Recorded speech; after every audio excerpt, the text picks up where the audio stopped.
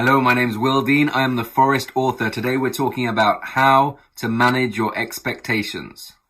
I'm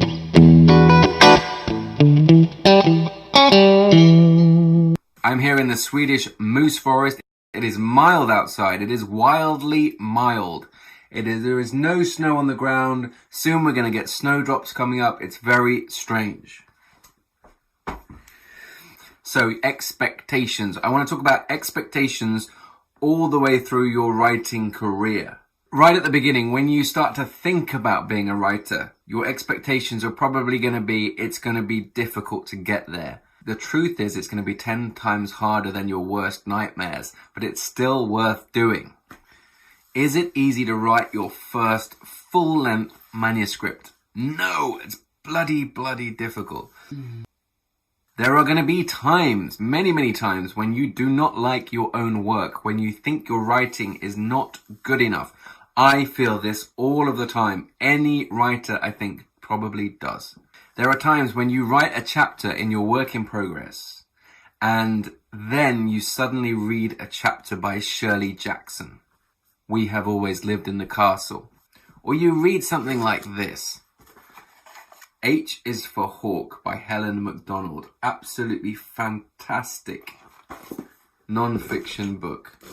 Beautiful nature writing, extremely emotional and evocative. The prose is stunning. Incredible book. You read something like that and you think to yourself, I can never do this. My writing is just nowhere near as good as that. The truth is, it probably isn't, but it might be one day. So keep going, keep trudging through. You just got to keep fighting, keep working, keep believing in yourself. When you've actually finished your work in progress, or you think it's finished, you think it's ready to send to agents, you might expect it to be difficult, draining, and somewhat miserable submitting to agents. The truth is, it's way worse than that. Submitting to agents is so tough for 99% of writers, for literally every single writer that I know who's done this. If you're submitting to slush piles like I did, you feel very disconnected. You feel like the odds are so tiny, it's never going to happen. But keep going, keep learning, keep submitting, keep at it. You get rejected 100 times, you keep submitting. You get rejected by every single agent in the world, you write another book and you submit that instead. And then you get an agent. Okay, you've got an agent. Let's manage your expectations. Who's your agent? You like your agent? You get on well with your agent? Fantastic. Your agent's got other clients who are bigger than you. Your agent has got other clients they're going to be focused on because they're already in the middle of the process. They're already dealing with some kind of TV deal. They're already dealing with submission for book 7 in the series. So you're unlikely to be like the priority of your agent. You might be a priority of your agent. Your agent will look after all of their clients, but you might not be the number one priority of your agent. Manage your expectations on that. Okay, you might think that you got an agent, the book's going to go out on submission. It's unlikely that's the case. It's likely your agent is going to go through some kind of editorial steps with you to try and improve your book. This might be irritating to you. You might think, I've already done 7 years of work on this book. Do not think like that. You want your book in as good shape as it can possibly be before it goes out on submission to editors. So embrace that new editorial stage. Embrace the comments from your agent. Now, you might expect that the process of going through editorial comments and accepting some and pushing back on others is a simple process. Let me tell you, it is not a simple process. That is a skill, a particular skill that you learn over many edits.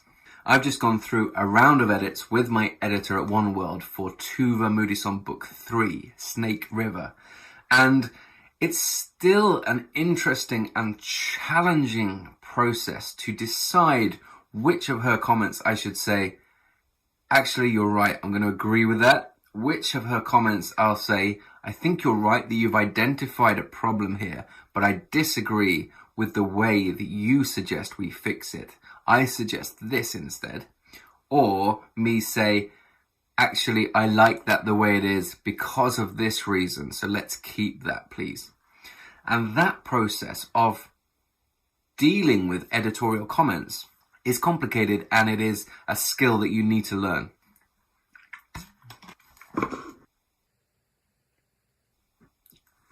Okay, so you're at the point where the book is ready to go out on submission.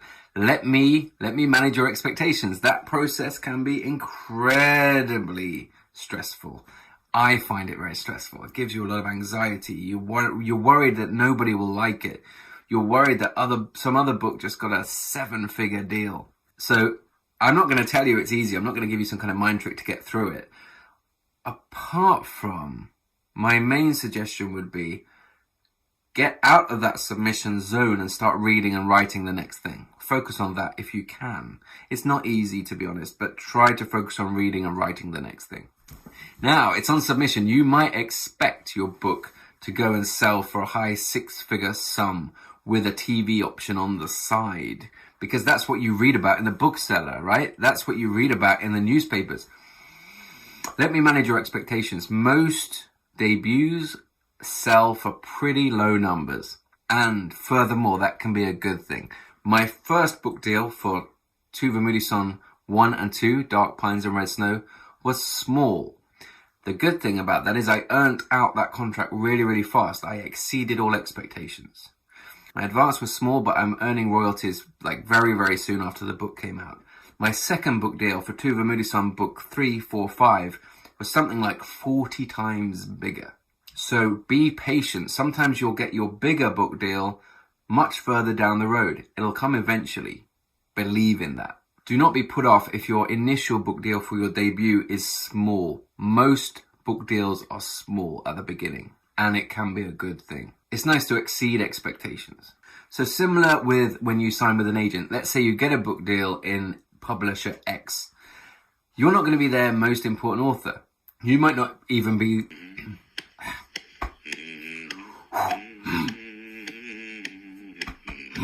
You might not even be their most important debut that year. You might not even be their most important debut that month. Doesn't matter. You're on your own path. This is your own journey, your own timeline. Focus on your reading. Focus on your writing. Ignore all the noise. You're not in control of their careers. You're not in control of the advance that this person got. You're in control of your reading and your writing. Okay, so your book is going to come out. You might be expecting this big fanfare with tube posters and railway posters and TV adverts, things like that. Probably not going to happen. Manage your expectations. Expect very little, and then be pleased if something comes out of the bag which is better than you expected. Publishing and being an author is a long-term thing. It's a play the long game. Look after your reading. This sounds so like mundane. It's not as exciting as talking through some new marketing strategy for ebooks or anything like that. It's not sexy to talk about the craft of writing and reading and practicing writing. But genuinely, that's the only thing you're really in control of. So let's say you don't have a huge amount of publicity. Let's say you don't have a huge amount of like newspaper reviews for your book. That's fine. Work with what you've got. Focus on the next book. Focus on your reading and your writing. The really good books, the really good authors, they get found eventually. Maybe it'll be on book 3. Maybe it'll be on book 9. Some of the authors I have the most respect for were working hard, working steadily through book 1, 2, 3. And then when it got to like book 6, 7, 8, 9, people like Val McDermott, people like Ian Rankin suddenly got discovered by a much wider audience. But it took them those years of working at their craft, improving their books, improving their storytelling.